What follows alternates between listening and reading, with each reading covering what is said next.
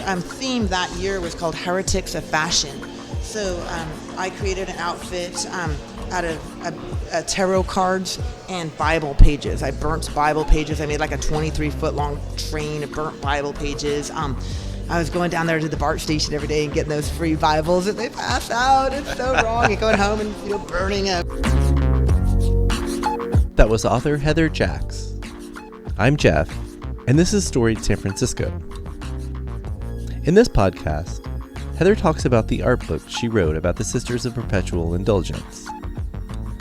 This year marks the Sisters' 40th anniversary, and Heather will explain the inspiration for her book and what the Sisters mean to San Francisco. Here's Heather. Okay, so let's fast forward to when you decided or were compelled to come back to San Francisco. Can you walk us through that? How did I end? I ended up in San Francisco. That's the best answer. Yeah, I don't know. I don't know. It was like 8 years ago, and I literally was because I don't drive. It was places that had transit, and I thought of Boston. I love Boston, but it's very cold. Mm-hmm. And I'd already lived in New York. London's too expensive, and LA has horrible public transit, and so I was like, San Francisco, it's got transit. And at the time, we weren't too expensive. 8 years ago. Unfortunately, I got into rent control, so I got here right at the cusp. I mean, I swear it was like within 6 months, it just like, after my arrival, it went like insane. It's insane. So, but you had that brief experience before, so you knew you knew a little bit about San Francisco. I love San Francisco. Much different time in your life, but I always liked San Francisco a lot. I actually really loved it. I love the fact that it's a small city and it's walkable, and I love the fact that and I always knew this even before, if you find your tribe in this city, you are going to rock. It's going to be the best experience ever. If you don't find your tribe, then I think this city may be terrible for you, but there's so many amazing, colorful, diverse. I just really loved, even back at USF, I lived in Phelan Hall. It's now been renamed to something more politically correct, but I lived in Phelan Hall, and but it was just super, it was so many colorful, diverse characters. Yeah. I liked that a lot. So kind of funky town. It was very funky. Yeah. Yeah, and still very much a hate-asteroid kind of vibe I have, and sure. And I get that. But yeah, I've always liked San Francisco. I've liked it because it's very colorful. It's less colorful now than it was in the 80s. So you said you've been back for about 8 years now. Yes, I came back in 2011. What have you been doing since you got back? I was working at Starbucks over at 19th and Geary. I've worked on and off for Starbucks for over 23 years. Wow. And I very much love that company. At the time, I was also selling, I make these really great handbags from recycled records. And I'm a big music fiend. And I worked in the music industry for a lot of years, and I still do freelance writing for different music journals. So anyways, I made these really great handbags from recycled real records. And one of the baristas who worked with me was saying, hey, would you be interested in designing for me for Project Nunway? It's all recycled. You have a $100 budget, yada, yada, yada. And I was like, well, I'm not a designer. I'm just not. And he's like, it's $100, and it's a theme, and we just create an outfit with, recycled products. Sounded simple. So that was. Did you know what Project Nunway was? I had no idea. So that was the first lie he told me, because he was like, it's going to be really easy. And I was like, okay, cool. Well, yeah, sign me up. Why not, So then I go home and I get online and I start looking at Project Nunway, and all the LA Sisters, Project Nunway comes up, and it is off the hook. And I was like, oh my God, what did I sign up for? This is, oh my word, this could be terrible. But the nun, Charles, who is Sister Agnes Day After Tomorrow, was amazing and super supportive. Just whatever you come up with. So their theme that year was called Heretics of Fashion. So I created an outfit out of tarot cards and Bible pages. I burnt Bible pages. I made like a 23-foot long train of burnt Bible pages. I was going down there to the BART station every day and getting those free Bibles that they pass out. It's so wrong. And going home and burning them. And hey, but you use them to bring good into the world. So and then all these great tarot cards, and it was really awesome. And so I during that time, I tend to have this knack of, I don't know why, it's because I have very few filters and have big balls. I don't know, but I tend to be really good at fundraising. And it's just usually because I ask people for things and then they give them to me. That's kind of how it works, huh? It just is. A lot of people just don't ask. So I was making these record bags and I thought, well, I know Jane Weedland is on Twitter. I think I'll tweet her and see if I can, have her sign a record and make a bag and donate it to their silent auction at Nunway, which is exactly what I did. And Jane tweets back right away. She's like, oh my God, Jazz, send me a record. I'll have all the girls sign it. It was awesome. So I call up Sister Jaja, who was running Nunway. And I said, hey, I've got this bag. It's awesome. I'm signed by all the Go-Go's. I'll donate it to your silent auction. And this is exactly what happened. She goes, oh, a silent auction, dear. That's such a fabulous idea. Why don't you go ahead and make one? And she hung up. And I was like, what does she mean? So I called Charles. Charles was like, oh yeah, we've never had one before. So what she means is for you to put together a silent auction. I was like, oh, awesome. So anyway, we did. And it was amazing. So that first Nunway that I did, they raised, I don't know, I want to say between $7,000 and $10,000 on the silent auction. I had random shit, man. I had I think I was telling you, a wax thumbprint from Rodney Dangerfield, which is super random, but I will ask for anything. I don't care. Somebody will like it. Clearly buy it. Buy it. It's they'll take that. So anyway, then they were going to have this grant giving. All this money goes somewhere. They raise money for underfunded nonprofits and underfunded organizations. So I was, I'm a straight girl. I'm a straight cisgender girl. That means I was born a female. I like being a female, and this is what I am. So I thought, well, I'm going to go to their auction. I'm going to go to their grant giving and see where this money really goes. I'm going to see if they walk their walk, talk their talk. So the grant ceremony that year was held at Oasis, which was ran by Heclina, owned by Heclina. I went, and it was awesome. It was amazing. It was, they gave money to all these incredible organizations, historic preservation. They gave it to Marty's House. They gave it to prisoner reentry. They gave it to LGBT things. They gave it to crazy, amazing stuff. People who had breast implants, who needed, a fake boob, and mom's tattoo. They gave it to her, to that, so that she could make these great tattoos for people who had mastectomies. It was awesome. I was blown away. Yeah. It was amazing. So I was sold. And so I was literally, we were going up to Jessup Wineries in Yountville. I like wine. And we were driving up there, and I thought, I should write a book about some of these amazing people, because these people are really doing the work. And I was just sold. And I called Charles, and I said, hey, I'm thinking about doing this idea. I'd already done one book previously about street musicians in New York City, and it had won several awards and had done fairly well. And I said, I want to do this coffee table book, yada, yada. What do you think? And he's like, oh, I think it's a great idea. I think you should definitely do that. If you want, come to the general meeting, propose the idea. So I'm very democratic in process. So I went, I said, this is what I'm thinking. What do you guys think? They were like, yeah, let's do it. And I said, okay, it's first come, first serve. I don't know these sisters. If you're interested, if this is a project that vibes with you, sign up. If it's not, no hard feelings. Right. And that's exactly how it's been. The whole process has been very democratic. And I like it that way. I don't have any, so that was 3 years ago. Did you always mean for it to be a photo book, or? Yes. Yeah.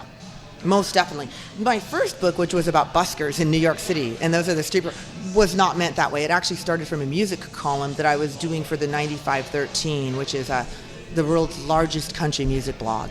And people started writing in. They're like, oh, this is and it was really getting popular. It was like buskers, street performers. They're like, oh my gosh, this is so great. And I thought, I should do a little book. And that turned into this big art book. But with the sisters, it had to be an art book from the onset. So I was concerned because I know that I had done this a project of this magnitude previously. It takes a long time. Yeah. I was concerned about, I had learned a lot from my previous projects, and I was concerned that I would not find a photographer or someone who could deal with me for 3 years. It is a 3-year project. I knew that from the onset. I also know that I'm a Virgo, and I also know how I am. So I get all that. So it was my housemate Gaines who said, you know what? You should talk to Benjamin Benoit. And I was like, my bartender? My bartender in Santa Monica. So I flew to Santa Monica, and he, at this time, he had been a bartender. I had known him for 10 years, but I knew him as my bartender. He is a model, but he had also been making this segue to going behind the camera. So I went super straight. I'm straight up, man. He is a traditional boy from Maine, and very traditional. And I thought, oh man, I'm going to propose, like, maybe we could work together on a drag. No, I'm not, whatever. He was super game for it. And yeah, so he came on board immediately with no hesitation. I was blessed because he is incredible. I was going to say, it takes someone who is willing to work with your personality, but also they need to be a good photographer. They need to be appreciative of the subject matter and have an eye and have that. So I've been super blessed because he works with all these amazing companies, like big high-end companies. He knows how to deal with high fashion models, and he really approached it from that eye. And I love what he's done. He's really done terrific. And bartenders are kind of my thing. Michelle's a bartender as well. They're special. Yeah, they are. He doesn't tend bar anymore, but that is how I met him. I know. So I specifically and deliberately kind of kept my distance, if you will, from sisters and sister activities. I really wanted to be able to present this in a really objective way. And documentary way. Yeah, and I really wanted to be me. Like, I want to be a straight female because this is why. A couple of years ago, I did an event called Sister Speaks. And I did it in the Castro. And what it was just essentially like little intimate it was fundraising. So backing up, I've raised $20,000 to produce this book. So the book is entirely funded now, ready to go. 20% of all of the net proceeds are being donated to the sisters for exactly those kind of grant-giving things that I got to participate in. I mean, it's amazing. And so I'm really happy about that. But in order to make that happen, I needed to really raise a lot of money, because it's a coffee table book with really high-end photography, and it's color, and it's expensive. And also, so I did this thing called Sister Speaks. I thought, this will be great. I'll just, I have this little art gallery friend, Spark Arts. They're amazing. They always support me. I'm going to do like 3 events with sisters. And the community can come and just ask them personal questions and get to know them as people, because this is really the thing. I think that, foolish men build walls, and smart men build bridges. So, and go out and just talk to people. Just talk to them. They're people. They're like you. They're like me. They put on their pants like we do. And so it was amazing. So I had 3 events. They were all sold out. The first one featured Sister Ariana Badtrip. Now I love her. She's an incredible female writer. She's got a book out. Super knowledgeable on San Francisco history. And it was amazing, because what she had said to me, she goes, Heather, she was my first one, so I'd never done this before, and she's like, Heather, she goes, your crowd is going to be older, gay white men. And I'm like, really? Because I actually don't know a lot of older gay white men myself. Mm-hmm. So this thing was sold out, and it was all young people of color. And she was delighted. So it was really cool because they got to ask her questions, and they asked her lots of questions. They asked her about Jose Sarria. She taught them what a Nelly Queen was. We sang the song. Nice. It was really cool. So the second one was Sister Hera, and that was about queer spirituality and religion.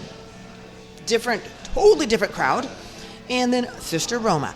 And it was wonderful. So that model was so successful that's actually the model I'm taking on the Whistle Stop tour.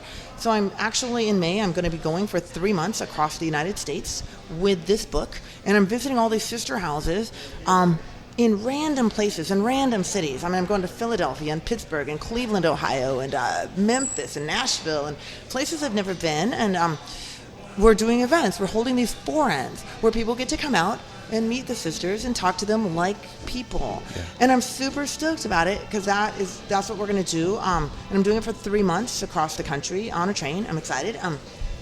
But it's really about, obviously I hope to sell books, but I want people to be educated, and I want them to know that these sisters are people, that they're brothers and they're sisters and they're mothers and they're fathers, and they're like you and I. And I just really hope that we can bring that message. And so this book, I'm going to be frank with you, is written very mainstream in a lot of ways. It's written by me, and again, I'm going to say it, a straight girl, and it's written for a straight audience. Right. So I don't use a lot of sister lingo. Mm-hmm. And again, being democratic in process, like I was saying earlier, I let the sisters sign up. The ones who wanted to participate in this, those are the ones who should do it. Right. And if it's not your vibe, if it's not your thing, that's cool. Right. It's no hard feelings. do something else. It's all good. So I'm really happy. I mean, we have amazing sisters in this project. This was they dig it. Yeah. And that's what I'm going to do. So I'm going to do that starting in May, going across the country, and it's going to be fun. When will listeners be able to see and or buy the book? So I'm super stoked because when and where? And how? Right now you can do it on Indiegogo, but we are actually going to do it Green Apple over on the park, the Green Apple Books on the park. They're hosting a reception and a launch and a reveal for us on Friday, April 19th. Okay. So I'm really excited about that. And then of course it'll be at Spark Arts in the Castro. I have a website, and it'll be wherever it gets picked up. It'll be on a lot of places.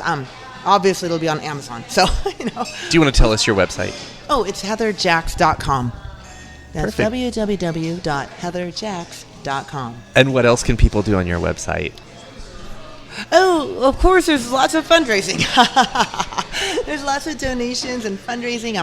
We've got fun tour shorts. I'm going to be doing, more stuff as I go across the country. And this is kind of cool. As I go across the country, I'm going to be interviewing sisters across the country for book number 2. Ooh.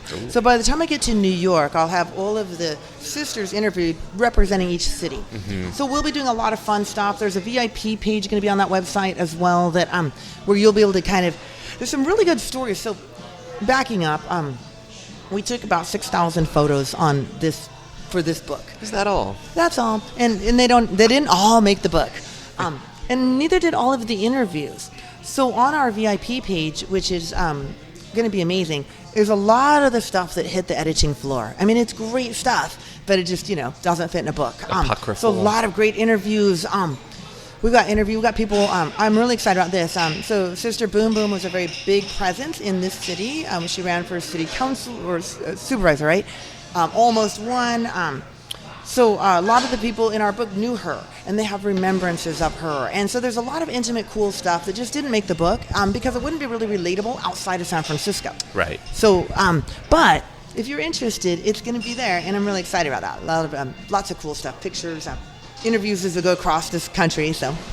Nice. And is that party on the 19th? You said it's at Green Apple? Yes. Is it open to the public? Yes, that's going to be the one where we actually reveal the cover. Okay. Our cover is amazing. Oh, I'm going to tell you, it's incredible. I'm so excited about this cover. I'm just obsessed with it, and no one will have seen it until that night at Green Apple. That was author Heather Jacks. Check back next week when you'll hear from La Cocina graduate and restaurant owner Fernay McPherson. Music for the podcast is by Otis McDonald. Film photography is by Michelle Kilfeather. Follow us on Facebook, Twitter, and Instagram to stay up to date on everything we do. All our past episodes are up on our website, storyedsf.com, and wherever you listen to podcasts. If that happens to be Apple Podcasts and you have a minute to spare, please rate and review the show. Send comments or suggestions to storyedsf@gmail.com. Thanks for listening.